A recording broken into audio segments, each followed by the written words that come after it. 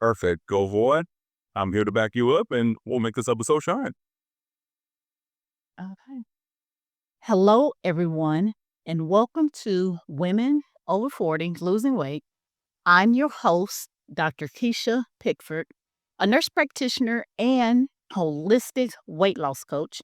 And I'm also your guide on this midlife wellness journey. If you're new here, welcome to the club. And if you've been listening since episode one, thank you for sticking with us. We are building something special here. And as always, joining me as my co host, Jay, our resident trainer, metabolism motivator, and the man who believes strength training can fix 92% of life's problems. Absolutely, Keisha. Happy to be here and ready to tackle another episode. Let's jump in and make it great. Okay, so today we are talking about why your body isn't responding to diets after 40. Why diets, they just stop working when we reach a certain age. And, there's real science behind this. And, in our last episode, we talked a little bit about this. We talked about actually the five biggest changes women must make after 40. And Jay, we said it then, but let's repeat it because it definitely matters. And I think it's very important that women get this after 40 or when they reach the age 40. Absolutely. Let's dive right in.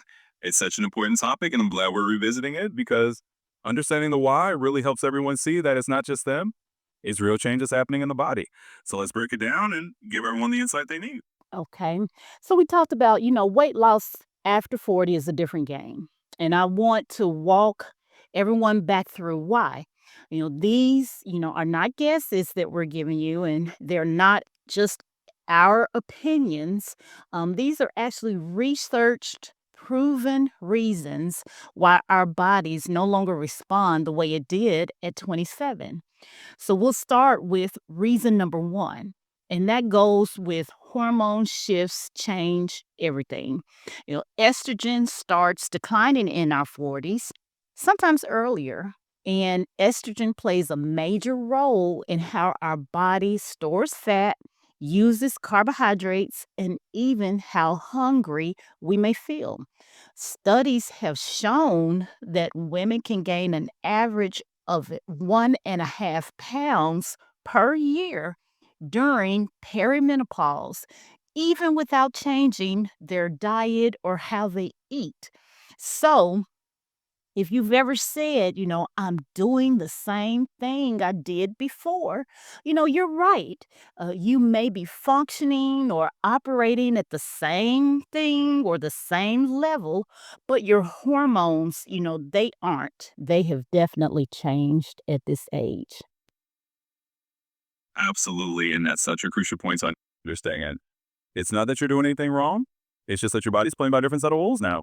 And that's where that real science comes in. So as we go through these reasons, just remember it's all about adapting to those changes and giving yourself that grace.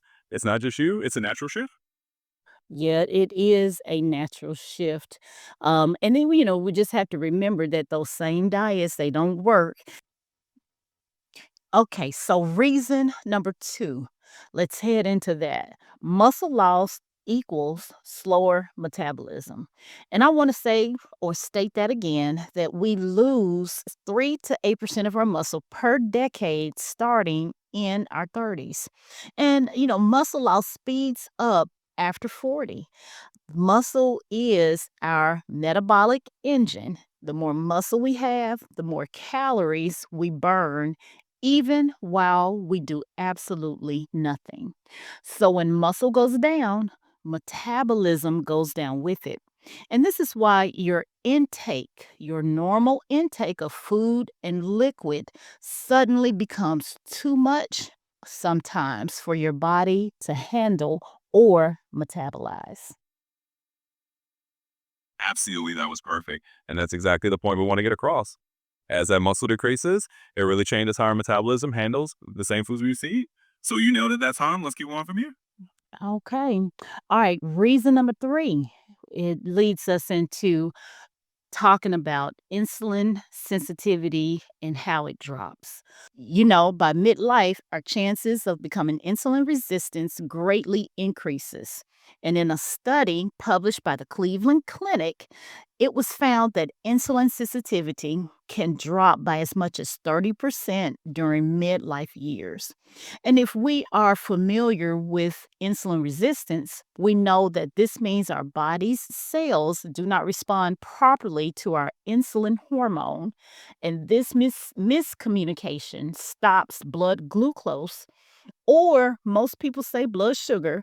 It stops it from going into the cells to help us produce the energy for the various functions that our body needs. So instead of the blood sugar going into the cell, it actually accumulates in the system and circulates outside the cell, predisposing us to chronic illnesses like prediabetes and type 2 diabetes. And this ultimately means that we begin to have more hunger, more cravings, more belly fat, more blood sugar crashes. And I know I said a lot, but the key in all of what I said is, insulin is our fat storage hormone. So if it's running high all the time and it's not being properly utilized, fat loss slows down no matter what diet we may try. Absolutely, and you put that perfectly.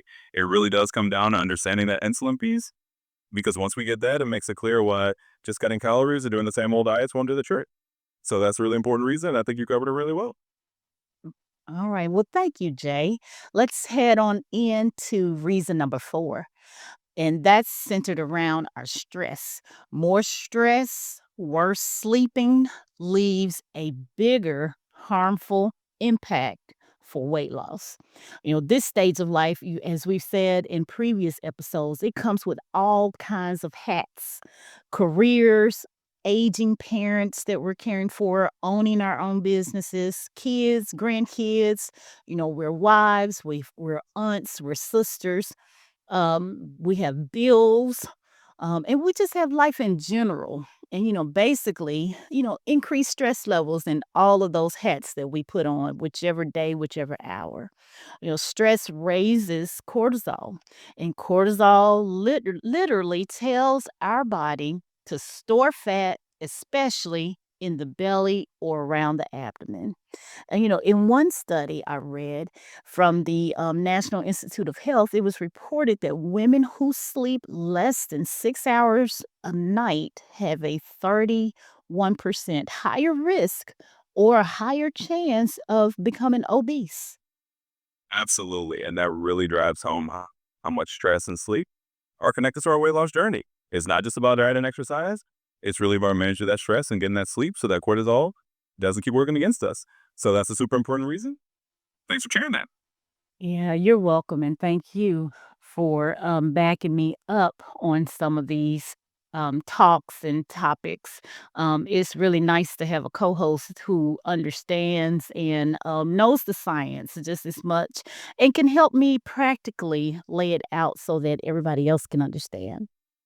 Absolutely. I'm always happy to back you up. We make it all super understandable. It's a team effort, and I think we're doing great. Let's keep going. Okay. All right, let's go into the 3 mistakes, some major mistakes that women make, and they just don't even realize it because 'cause they're just so accustomed to doing these. So let's talk about mistake number 1, and the one that I see quite often, when talking with clients is eating too little, which, commonly becomes a diet trap.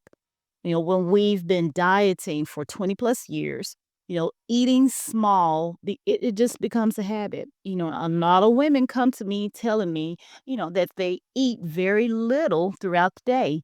Some things that, I may commonly hear is, maybe a coffee for breakfast.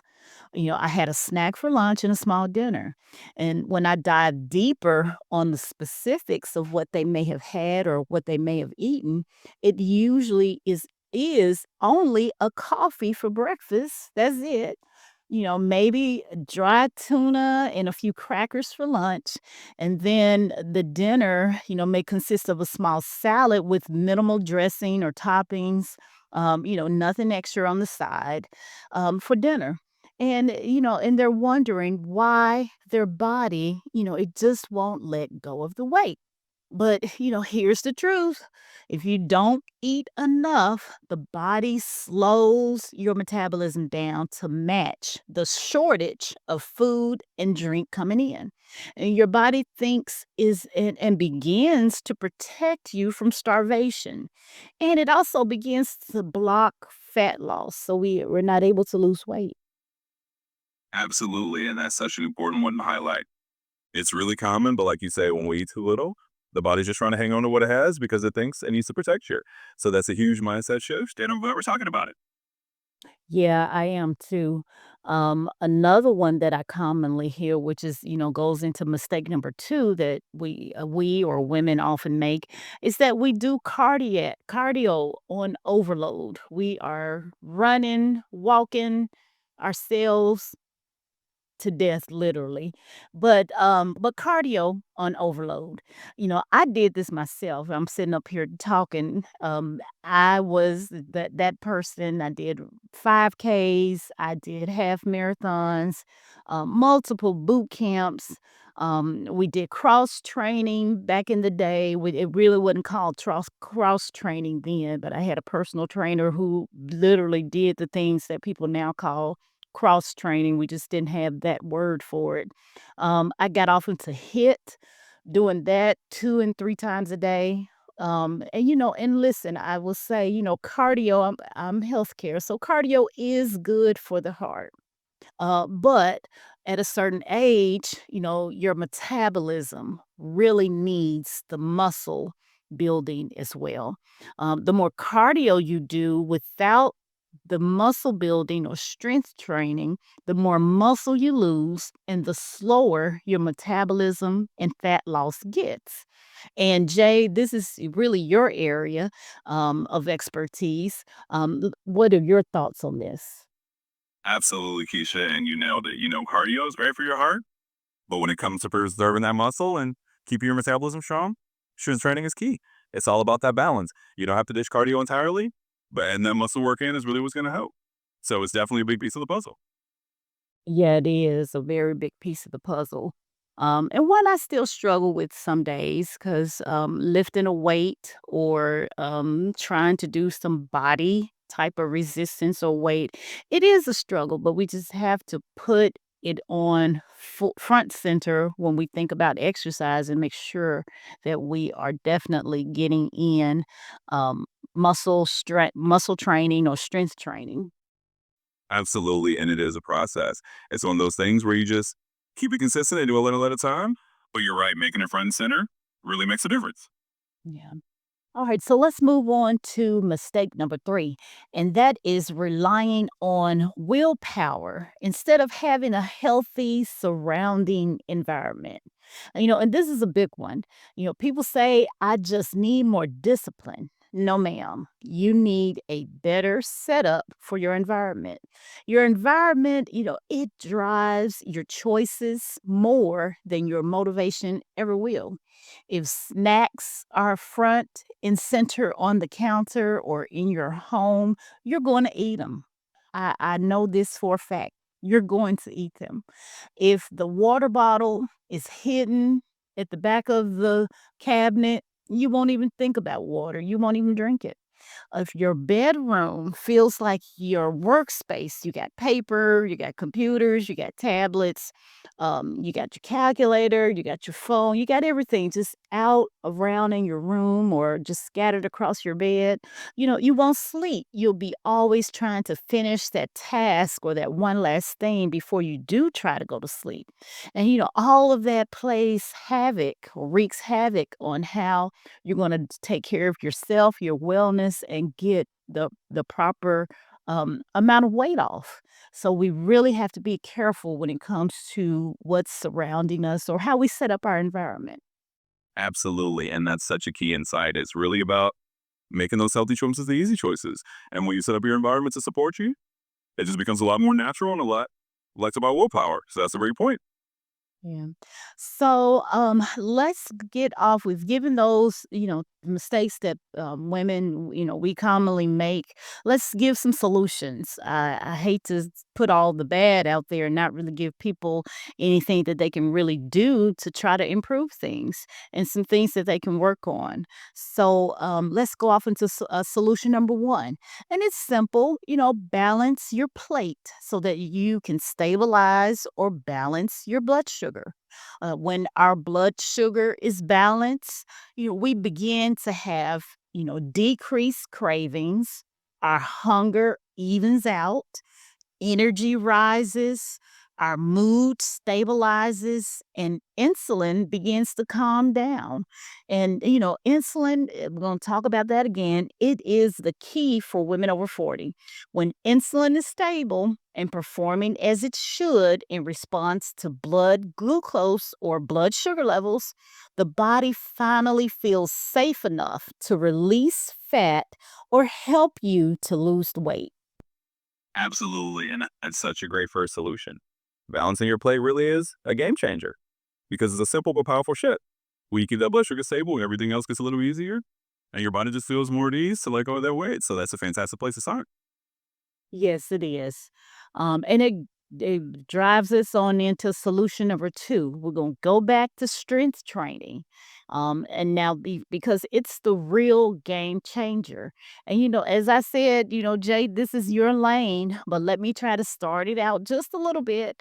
When we build muscle after 40, our metabolism wakes back up, our insulin sensitivity improves, our hunger signals, they normalize, and our body shape, we begin to look a little bit different. Our body shape changes. And weight loss gets easier. Strength training is like installing a new engine in a car that's been actually just running on fumes for years. Absolutely. That's a perfect analogy. Strength training really does kind of give your body that boost it needs to function like it's meant to. So that's a fantastic solution and definitely be part of the picture. Yeah, so that brings us on into solution number three. Stress plus sleep equals a daily body reset. When stress is controlled, cortisol drops and everything else becomes easier. We have better fat loss, better cravings, better mood, and better sleep. Sleep isn't optional, it's an essential piece of metabolic health. Absolutely. And that's such a good reminder. Managing stress and getting quality sleep really do set the stage for everything else to fall into place. It's like giving your body that daily reset it needs. So focusing on that is definitely a powerful solution. Yeah, it is. It is. So, I guess we can, make our way to wrapping things up. And I just want to start by saying, if your body hasn't been responding to diets after 40, hear me, hear Jay, hear us clearly. Your body is not fighting you, it's protecting you. It's not failing, you're adapting, and you deserve a method that honors your whole you and who you are today, not who you were at age 25. Absolutely. And that's such a perfect note to end on. It's all about giving yourself that grace and finding what works for who you are now. So here's where we're to wrap it up. Thanks for sharing that. Yeah, you're welcome, Jay. And I want to also just thank everyone. Just thank you all for joining us today. Make sure you follow the show so you never miss a Friday episode. And if you want deeper support, I want everyone to visit me at amplehealthandwellness.com, where you can check out our Fresh Start Holistic Weight Loss Program. And you can also grab my book, The Wait is Over. I want everyone to be sure to stay healthy, be safe, and we'll see you next week on another episode. Bye now. See you later. Absolutely. That's the perfect spot now. So thanks everyone for listening and we'll get you on next time. Stay well.